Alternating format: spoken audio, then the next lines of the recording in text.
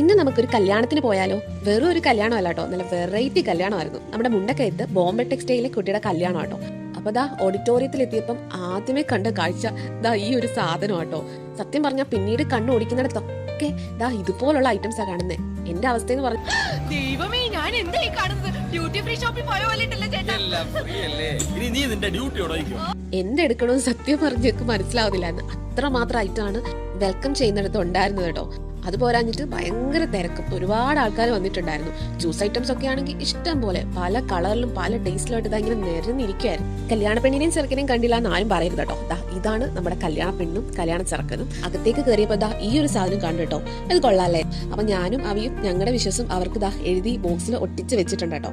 അപ്പൊ കല്യാണമൊക്കെ ഒരു ഭാഗത്ത് അടിപൊളിയായിട്ട് നടക്കട്ടെ, നമുക്ക് പോയി ഫുഡ് അടിച്ച് കയറാം. അങ്ങോട്ടേക്ക് ചെന്നപ്പോൾ സത്യം പറയാലോ, എനിക്ക് നമ്മുടെ ലുലുമാളിലെ PVR ഒക്കെ ഓർമ്മ വന്നത്. വേറെ ഒന്നും കൊണ്ടല്ല, നല്ല പോപ്കോണിന്റെ മണം ഉണ്ടായിരുന്നു.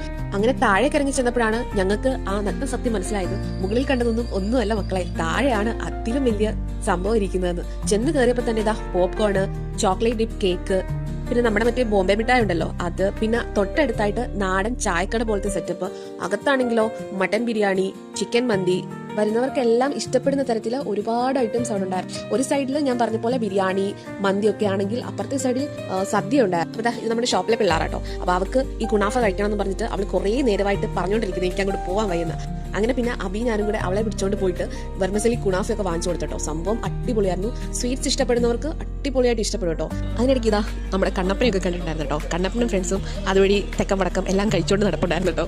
അത് കഴിഞ്ഞപ്പോഴോ ഡെസേർട്ടിൽ തന്നെ ഇഷ്ടം പോലെ, സത്യം പറഞ്ഞാൽ അവിടെ ഇരിക്കുന്ന ഡെസേർട്ടിൽ ഇനി ഡെസേർട്ട് ഐറ്റംസിൽ എന്തെങ്കിലും ബാക്കി ഉണ്ടോ എന്ന് പോലും നമുക്കറിയില്ല. അത്രയും ഐറ്റംസ് ഉണ്ടായിരുന്നു. അവിടുന്ന് തിരിച്ചിറങ്ങിയപ്പോൾ ഞാൻ ആദ്യം പറഞ്ഞില്ലേ ചോക്ലേറ്റ് ഡിപ്പ് കേക്ക് ഉണ്ടെന്ന്. ഈ കേക്ക് ചെറിയ ചെറിയ പീസ് ആക്കിയിട്ട് ഈ ചോക്ലേറ്റ് ഡിപ്പ് ചെയ്ത് തരും. അപ്പോൾ ഞങ്ങളത് വാങ്ങിച്ചിട്ടുണ്ടായിരുന്നു.